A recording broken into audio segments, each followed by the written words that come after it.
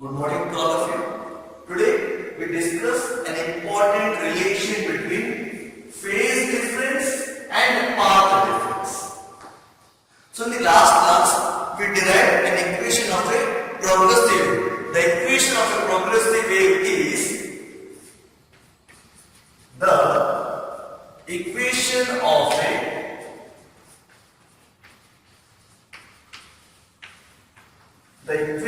of a progressive wave which travels along the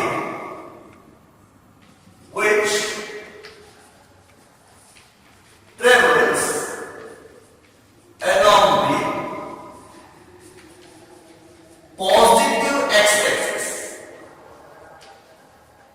is given by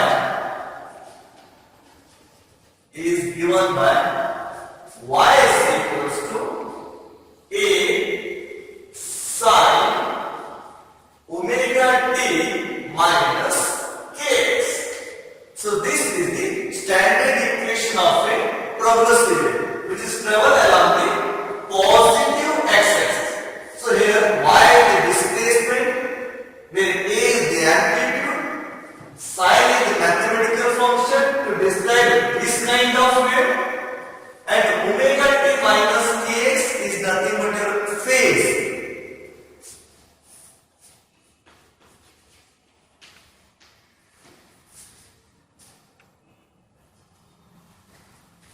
Now we have to calculate the phase difference. To calculate phase difference, to calculate the phase difference of two particles,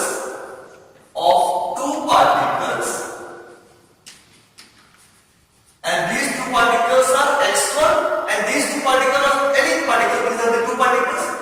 To calculate the phase difference of two particles at a distance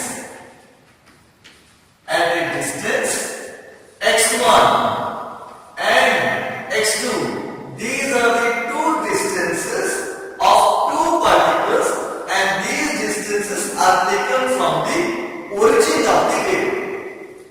To calculate the phase difference of two particles at a distance x1 and x2 from the origin of the wave.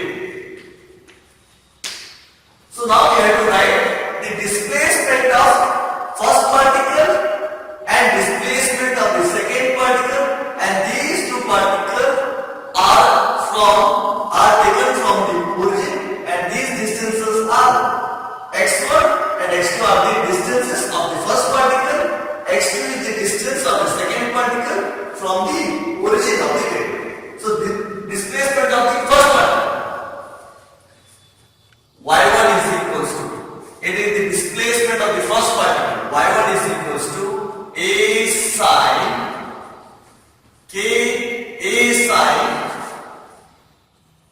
omega t minus kx1. So this is the displacement of the first particle which is at a distance x1 from the origin of the wave. Similarly, we have to write the displacement of the second particle which is at a distance x2 from the origin of the wave. So your equation becomes y2 is equals to a sin omega t minus kx2, and we already know these two terms are nothing but your phase. So phase difference of these two particles can be done as, this is nothing but phase of the first particle, this is nothing but phase of the second particle, and the phase difference of these two particles are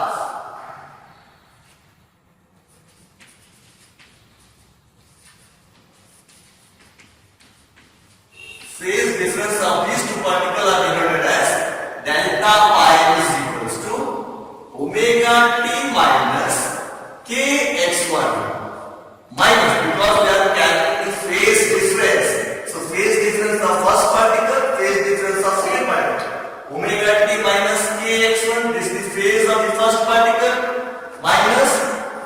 omega t minus kx2. This is the phase of the second particle. Now we have to simplify.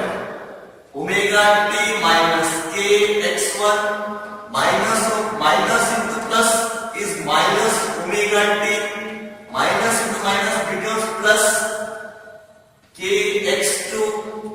This minus omega t, this plus omega t can cancel out. The remaining terms are delta pi is equals to, first we have to write it positive term, kx2 minus kx1. From these two terms, k is common, take it outside.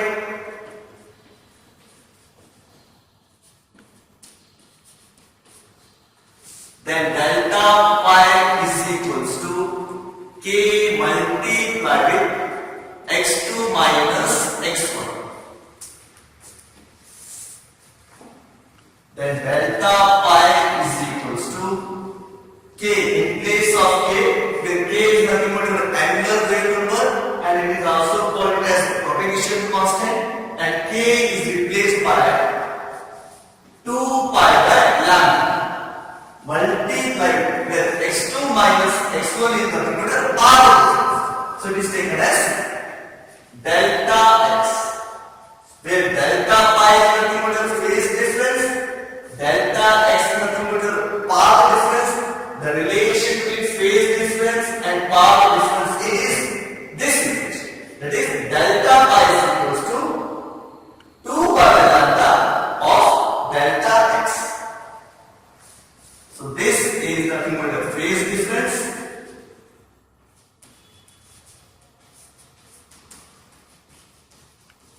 This is nothing but a path difference.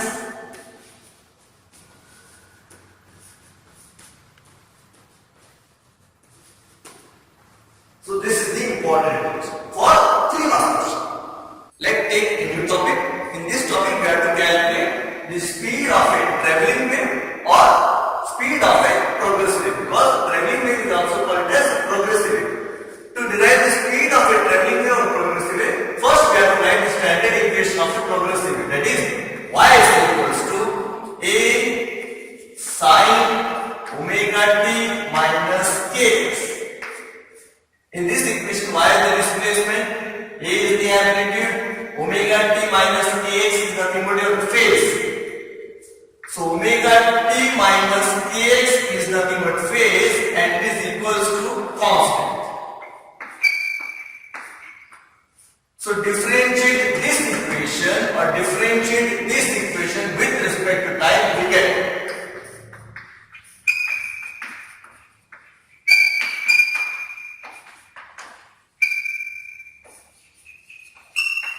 differentiate the above equation with respect to time, we get,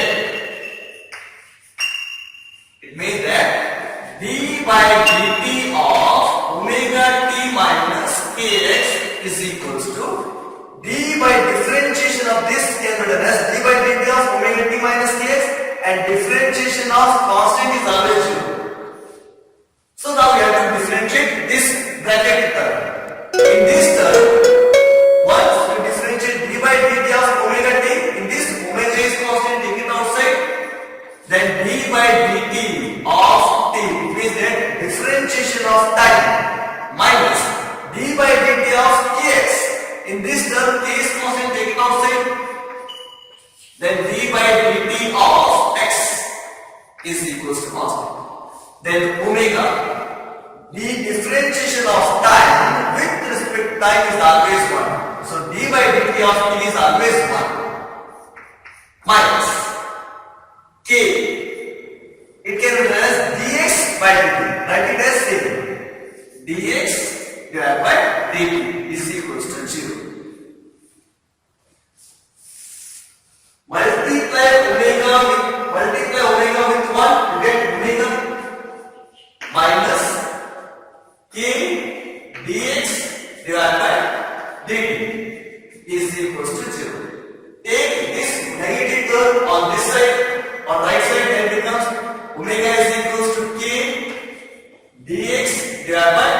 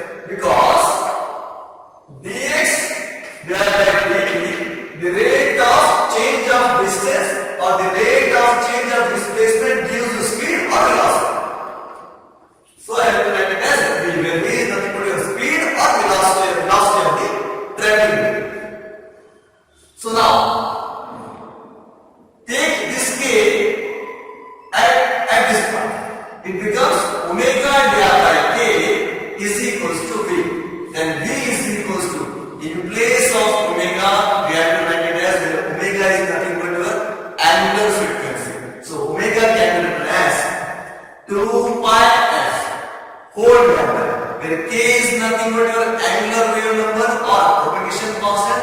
So it can also be represented by 2 pi by lambda. Here this 2 pi can cancel out. The remaining terms are v is equals to f whole divided by 1 divided by lambda.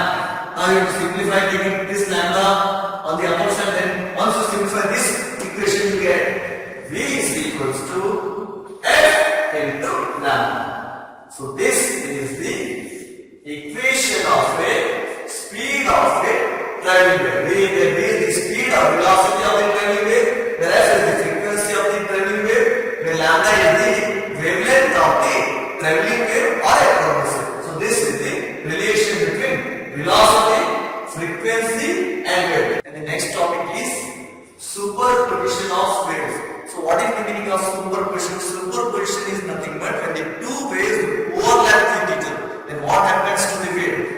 So superposition of waves states that this superposition of the wave states that the resultant means total, the resultant displacement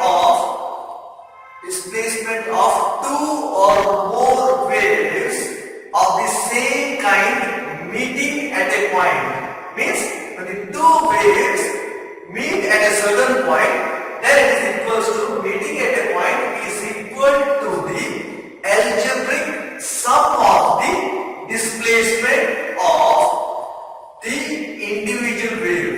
So resultant means you have to add. What you have to add? You have to add the displacement. You have to add the displacement of the individual wave. Once you add the displacement of the individual wave, then you get the resultant displacement of these two waves. So superposition of waves can be used in three areas. The first one is the superposition of waves taking place in three topics. The first topic is the interference of waves. Interference of waves. In the interference of waves, we use the concept of superposition of waves. Superposition of waves is nothing but the overlapping of two waves. Then what happens after overlapping two waves? The first topic is interference of waves, and it comes and it is the application of superposition of waves. The second is your standing waves. Standing waves, or we also call it as stationary waves. Standing or stationary waves. Stationary waves. And it is also the application of superposition of waves. And third area is your beats. Okay, these are the three applications of superposition of waves. Where superposition of waves is nothing but when the two waves overlap with each other, then what happens to the wave? The first one is interference of waves, standing or stationary waves, and third one is the beats. Let's take one by one. The first is the interference of waves.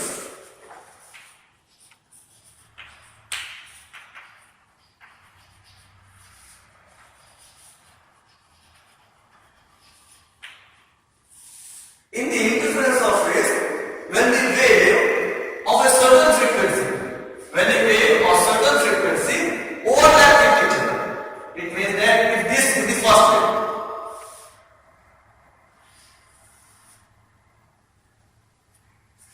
this is the first wave, and its displacement of this wave is y1, where y1 is the displacement of the first wave. This is the first wave. From this point to this point, it becomes your wavelength, and wavelength is denoted as lambda. Upper portion of the wave, this is called as crest. Lower portion of the wave is called as trough, and this is your one wave, and this wave is having a certain displacement, and that is written as y1. So y1 is the displacement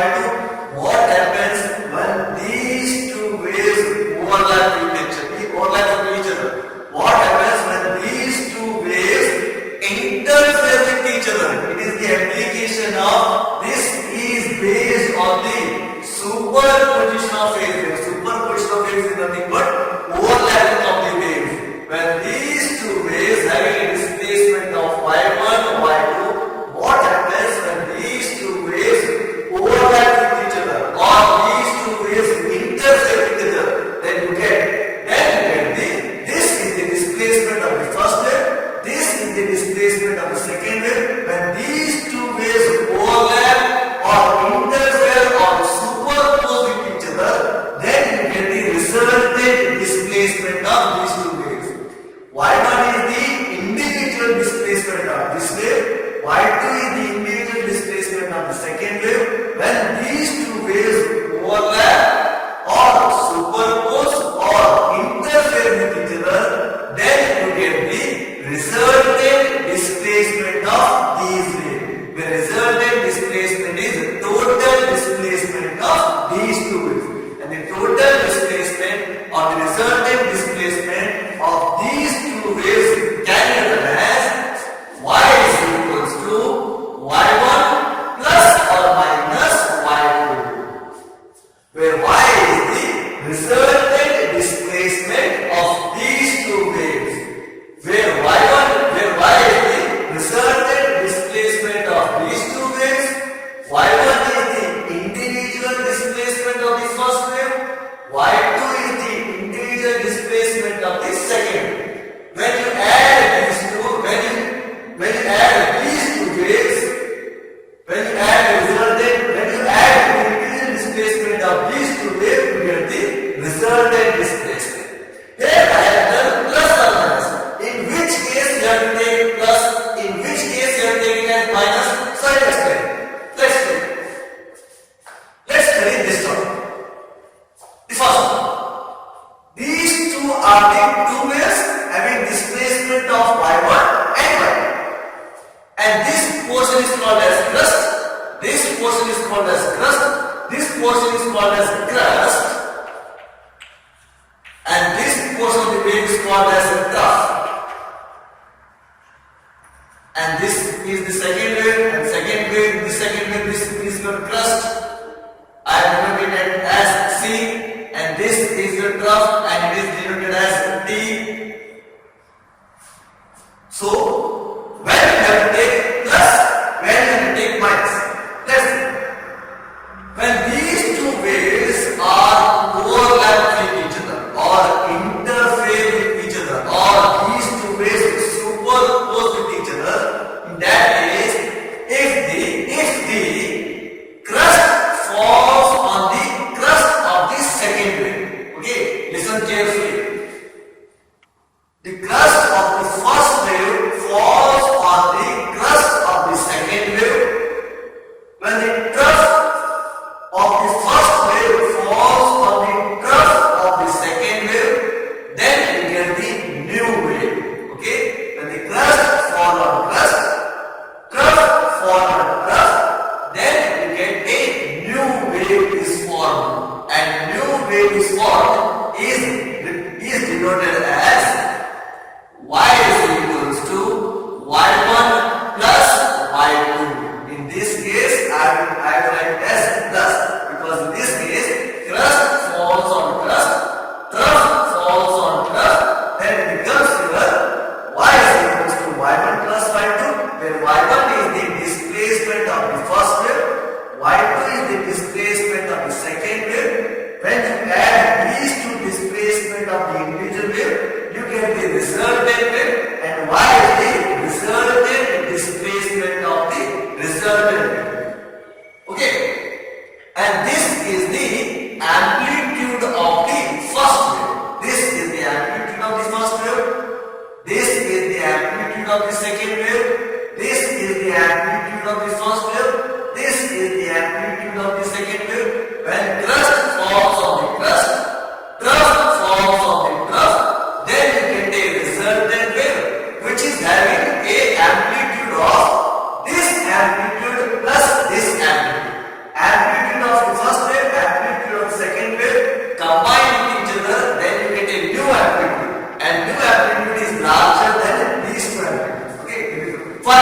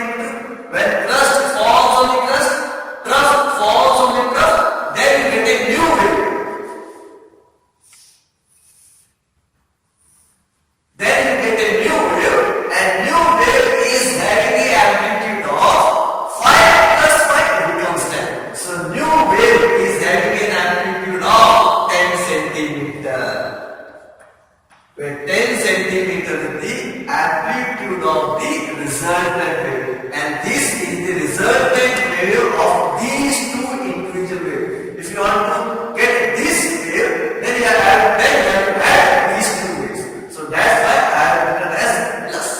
Okay.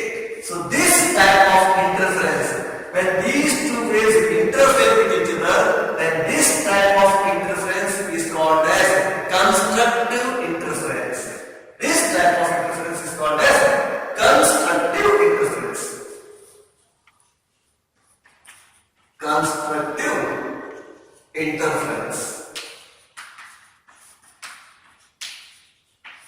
Okay. To get the constructive interference, these two waves are in the same phase. If you want to get constructive interference, then these two waves are in phase. When these two waves are in the same phase,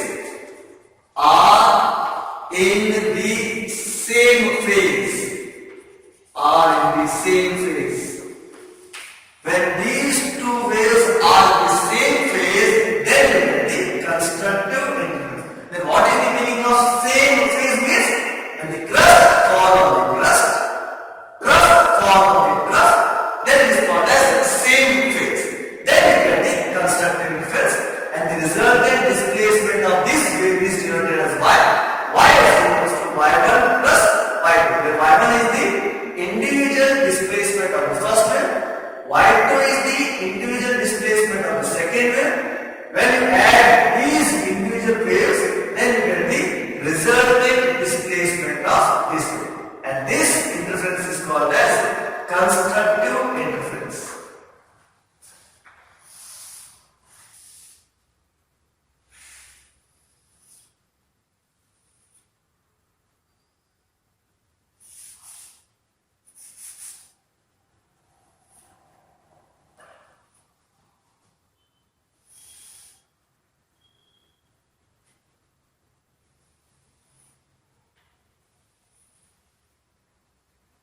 Okay, let's take this is the first wave.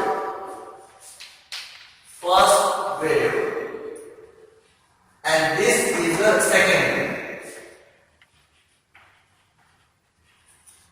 When these two waves are interfering with each other, when these two waves are superposed with each other, when these two waves are overlap or interfere or superpose with each other, then you get what kind of displacement in this type of interference?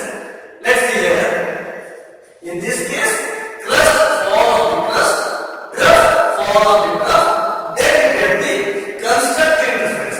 But in this case, this is the first wave, and the first wave, this portion is called as crust, this portion is called as a trough. In the second wave, this portion is called as a trough, this portion is called as crust. When these two waves are interfering with each other, the resultant displacement of this wave can be written as y is equals to y1 minus y2. In which case you have to write minus, in which case you have to plus, you have to write minus in the case of when the crust of the first wave falls on the trough of the second wave. When the trough of the first wave falls on the crust of the second wave, in this case, this is nothing but your out of phase. Out of phase. When you say these two waves are in the same phase meaning is when the crust falls on the crust, trough falls on the trough, then it becomes same phase. In which case we have to call it as out of phase. In the out of phase meaning says that when the crust of the first wave falls on the trough of the second wave, when the trough of the first wave falls on the crust of the second wave. Crust falls on the trough falls on the crust, then you get the resultant displacement is y is equals to y1 minus y2, where y is the resultant displacement, y1 is the individual displacement of the first wave,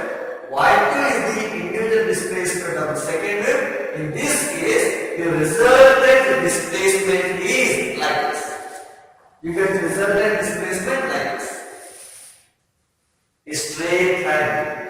Once these two waves interfere or overlap with each other, then it is a straight line. It means that you cannot get a new wave in this case.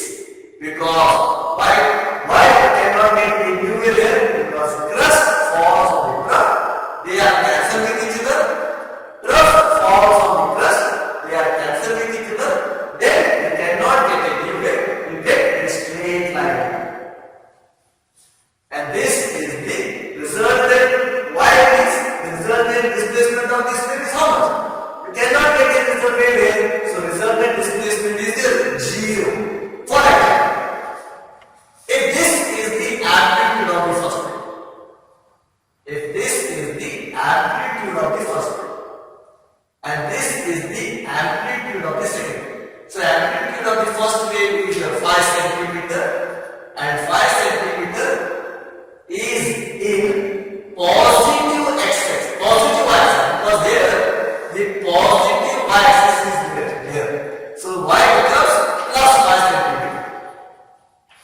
Plus 5 centimeter is the amplitude of the first wave. In second wave, also this is the y-axis, but here the amplitude is in the negative y-axis. So this amplitude is taken as minus 5 centimeter. Okay, and the plus 5 add with minus 5. What do you get? And the plus 5 centimeter add with this amplitude. Plus 5 centimeter of this wave, plus 5 centimeter the amplitude of the first wave, minus 5 centimeter is the amplitude of the second wave. When you add these two amplitudes, you get a new amplitude is how much? Minus 5 centimeter. This plus 5 for the amplitude of the first wave, minus 5 centimeter is the amplitude of the second wave. When these two amplitude is added to each other, plus into minus is minus. So plus 5 centimeter, plus into minus 5 centimeter, plus 5 minus 5, how much is the amplitude? 0. So that's why in this resultant displacement, you cannot get a amplitude because the amplitude of the resultant wave is 0. In this case, you cannot get the amplitude. So amplitude is how much? 0. Here, the resultant displacement is straight line. In this resultant displacement, you cannot get the amplitude.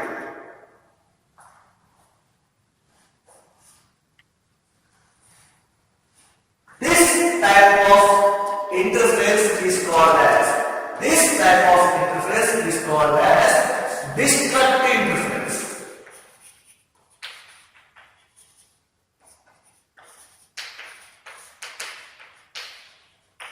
This type of interference is called as destructive interference. In the destructive interference, waves are in out of phase. So you cannot get a new wave. So resultant displacement of the new wave is straight line. In straight line, amplitude is 0. So this is the destructive interference. This is the constructive interference. This is the destructive interference. These two interferences comes under the topic of interference of waves. When the waves are in phase, you get the constructive interference. When the waves are in out of phase, then you get the destructive interference. Thank you for watching today's video. In the next video, we study about the standing wave, the application of superposition of waves is nothing but standing or stationary. In the next video, we discuss standing or stationary.